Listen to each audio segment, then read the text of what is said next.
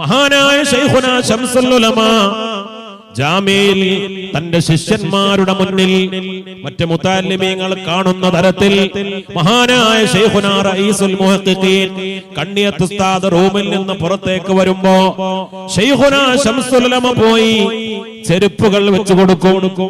ബഹുമാനപ്പെട്ട കണ്ണിയത്ത് ഉസ്താദ് റൂമിലേക്ക് കയറിയാൽ ഊരി വെച്ച ചെരുപ്പ് അത് മഹാനായ ശംസുൽ ഉലമ എടുത്ത് അത് സുരക്ഷിതമായ ഒരു ഭാഗത്ത് കൊണ്ടുപോയി വെക്കും.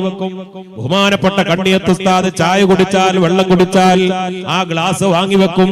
ഒരു ഖാദിമിനെ പോലെ തന്റെ ശിഷ്യന്മാരുടെ ഫൈദി പണ്ഡിതന്മാരായി പുറത്തിറങ്ങാൻ ജാമിയിൽ പഠിക്കുന്ന മറ്റ് മുതഅല്ലിമീങ്ങളുടെ മുന്നിൽ വെച്ച് ശൈഖുനാ ശംസുൽ ഉലമ ഇത് കാണിച്ചു കൊടുക്കും. കാരണം ശംസുൽ ഉലമയുടെ ഗുരുനാഥനാണ് കണ്ണിയത്ത് ഉസ്താദ്, സമസ്തയുടെ പ്രസിഡന്റാണ്. എങ്ങനെയാണ് ഗുരുനാഥന്മാരെ ബഹുമാനിക്കേണ്ടത്? അവരുടെ മുന്നിൽ